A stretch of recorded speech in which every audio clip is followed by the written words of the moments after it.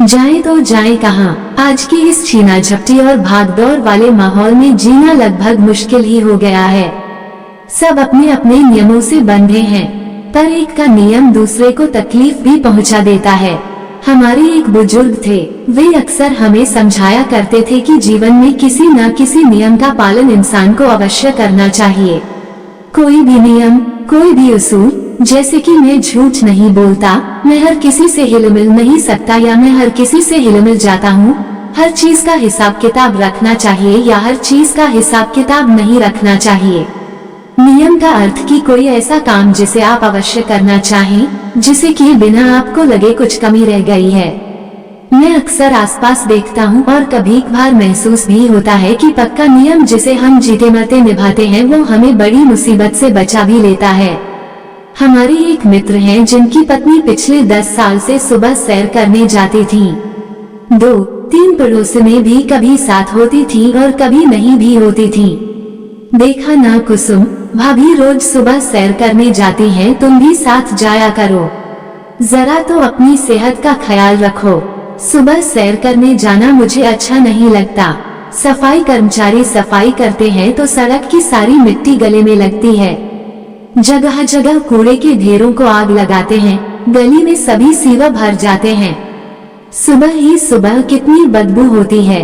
बात शुरू करके मैं तो पत्नी का मुंह ही देखता रह गया। सुबह की सैर के लाभ तो बचपन से सुनता आया था, पर नुकसान पहली बार समझा रही थी पत्नी। ताजी हवा तब शुरू होती है जब आबादी खत्म हो जाती है और वहां तक पहुंचते पहुंचते सन्नाटा शुरू हो जाता है। खेतों की तरफ निकल जाओ तो न आदमी न आदमजात। इतने अंधेरे में अकेले डर नहीं लगता क्या कुसुम भाभी को? इसमें डरना क्या है? 6 बजे तक वापस आते आते दिन निकल आता है। अपना ही इलाका है, डर कैसा? नहीं, शाम की सैर ठीक रहती है। न बच्चों को स्कूल भेजने की चिंता और न ही अंधेरे का डर। भाई अपने अपने नियम हैं। पत्नी ने अपना नियम मुझे बताया और वो क्यों सही है उसे प्रमाणित करने के कारण भी मुझे समझा दिए। सोचा जाए तो अपने अपने स्थान पर हर इंसान सही है। पुरानी पीढ़ी के पास नई पीढ़ी को कोसने के 1000 तर्क हैं और नई पीढ़ी के पास पुरानी को नकारने के लाख बहाने। इसी मतभेद को दिल से लगाकर अक्सर हम अपने अच्छे से अच्छे रिश्ते से हाथ धो लेते हैं। मेरी बड़ी बहन जो आगरा में रहती है का एक नियम बड़ा सख्त है। कभी किसी का गहना या कपड़ा मांगकर नहीं पहनना चाहिए। कपड़ा तो कभी मजबूरी में पहनना भी पड़ सकता है क्योंकि तन ढकना तो जरूरत है, लेकिन गहनों के बिना प्राण तो नहीं निकल जाएंगे। हम किसी शादी में जाने वाले थे। दीदी भी उन दिनों हमारे पास आई हुई थी। जाहिर है भारी गहने साथ लेकर नहीं आई थी। मेरी पत्नी ने अनुरोध किया कि वे उसके गहने ले लें, तो दीदी ने साफ मना कर दिया। मेरी पत्नी को बुरा लगा। दीदी ने ऐसा क्यों कहा कि वे कभी किसी के गहने नहीं पहनती? मैं कोई पराई हूँ क्या? कह रही हैं अपने अपने उसूल हैं। ऐसे भी क्या उसूल? दीदी शादी में गईं पर उन्हीं हल्के फुल्के गहनों में जिन्हें पहनकर वे आगरा से आई थी। घर आकर भी मेरी पत्नी अनमनी सी रही जिसे दीदी भांप गई थी। बुरा मत मानना भाभी, और तुम भी अपने जीवन में यह नियम अवश्य बना लो। यदि तुम्हारे पास गहना नहीं है तो मात्र दिखावे के लिए कभी किसी का गहना मांगकर मत पहनो। अगर तुमसे वह गहना खो जाए तो पूरी उम्र एक कलंक माथे पर लगा रहता है कि फलाने मेरा हजारों का नुकसान कर दिया था। जिसकी चीज खो जाती है वह भूल तो नहीं पाता ना। अगर मुझसे ही खो जाए तो तुम चाहे अपने हाथ से जितना बड़ा नुकसान कर लो, चीज भी तुम्हारी, गवाई भी तुमने। अपना किया बड़े से बड़ा नुकसान इंसान भूल जाता है, पर दूसरे द्वारा किया सदा याद रहता है। मुझे याद है 10वीं कक्षा में हमारी अंग्रेजी की किताब में एक कहानी थी, द नेकलेस, जिसमें नायिका मैगी मात्र अपनी एक अमीर सखी के घर पार्टी पर जाने के लिए दूसरी अमीर सखी का हीरों का हार उधार मांग कर ले जाती है। हार खो जाता है। पति पत्नी नया हार खरीदते हैं और लौटा देते हैं, और फिर पूरी उम्र उस कर्ज को उतारते रहते हैं जो उन्होंने लाखों का हार चुकाने को लिया था। लगभग 15 साल बाद बहुत गरीबी में दिन गुजार चुकी मैगी को वही सखी बाजार में मिल जाती है। दोनों एक दूसरे का हालचाल पूछती हैं और अमीर सखी उसकी गिरी सेहत और बुरी हालत का कारण पूछती है। नायिका सच बताती है और अमीर सखी अपना सिर पीट लेती है, क्योंकि उसने जो हार उधार दिया था वह तो नकली था। नकली लेकर असली चुकाया और पूरा जीवन तबाह कर लिया। क्या पाया उसने भाभी? इसी कहानी की वजह से मैं कई दिन रोती रही थी। दीदी ने प्रश्न किया तो मुझे भी वो कहानी याद आई। सच है, दीदी अक्सर किस्से कहानियों को बड़ी गंभीरता से लेती थी। यही एक कहानी गहरी उतर गई होगी मन में। दोस्ती हमेशा अपने बराबर वालों से करो, जिनके साथ उठ बैठकर आप स्वयं को मखमल में टाट की तरह न महसूस करो। क्या जरूरत है जेब फाड़कर तमाशा दिखाने की? अपनी औकात के अनुसार ही जियो तो जीवन आसान रहता है। मेरा नियम है भाभी कि जब तक जीवन मरण का प्रश्न न बन जाए, सगे भाई बहन से भी कुछ मत मांगो। चुप रहे हम पति पत्नी। क्या उत्तर देते? अपने अपने नियम हैं, उन्हें कभी भी नहीं तोड़ना चाहिए। अप्रत्यक्ष में दीदी ने हमें भी समझा दिया था कि हम भी इसी नियम पर चलें। ऐसे नियमों से जीवन आसान हो जाता है। ये सच है, क्योंकि हम पूरा का पूरा वजन अपने उस नियम पर डाल देते हैं जिसे सामने वाला चाहे अनचाहे मान भी लेता है। भाई क्या करे, नियम जो है।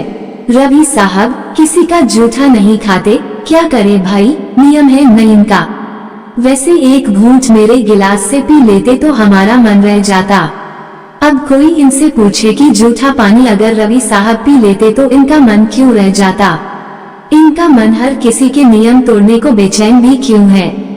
इनका जूठा अमृत है क्या, जिसे रवि जी जरूर पिए। संभव है इन्हें खांसी हो, जुकाम हो या कोई मुंह का संक्रमण। रवि जी इनका मन रखने के लिए मौत के मुंह में क्यों जाएं? सत्य है, रवि जी का नियम उन्हें बीमार होने से तो बचा ही गया ना। मेरी एक अन्य मित्र हैं। एक दिन हमने साथ साथ कुछ खर्च किया। उन्होंने झट से 20 रुपए लौटा दिए। 20 रुपए हो या 20 लाख रुपए, मेरे लिए दोनों की कीमत एक ही है। सिर पर कर्ज नहीं रखता मैं, और दोस्ती में तो बिल्कुल भी नहीं। दोस्त के साथ रिश्ते साफ सुथरे रहें, उसके लिए जब हिसाब करो तो पैसे पैसे का करो। अपना नियम है भाई, उपहार चाहे हजारों का दो और लो, कर्ज एक पैसे का भी नहीं।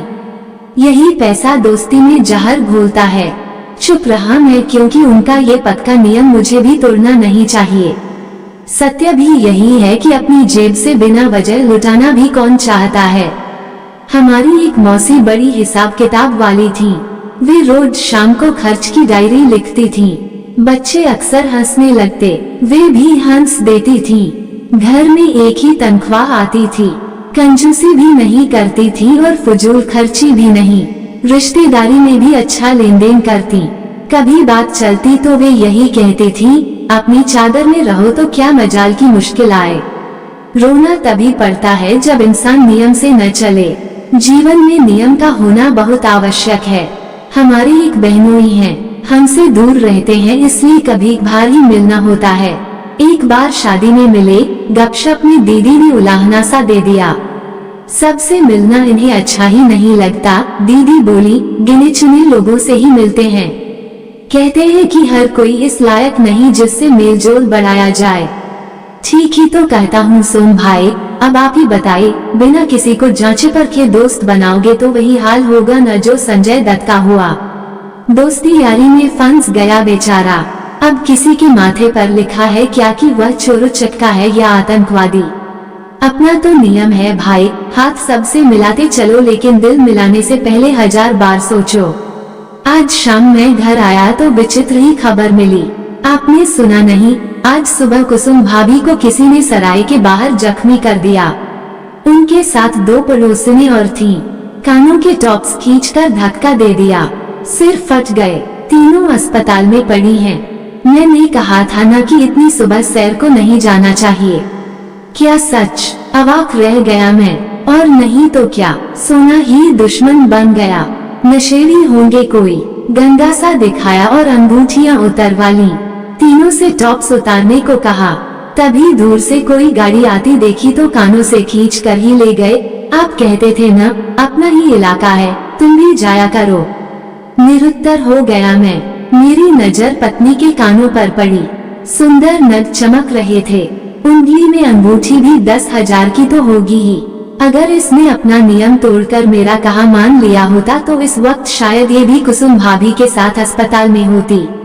आज के परिवेश में क्या गलत और क्या सही। सुबह की सैर का नियम जहां कुसुम भाभी को मार गया, वहीं शाम की सैर का नियम मेरी पत्नी को बचा भी गया। सोना इतना महंगा हो गया है कि जानलेवा होने लगा है। सोच रहा हूँ कि एक नियम मैं भी बना लूं। चाहे जो भी हो जाए, पत्नी को गहने पहनकर घर से बाहर नहीं जाने दूंगा।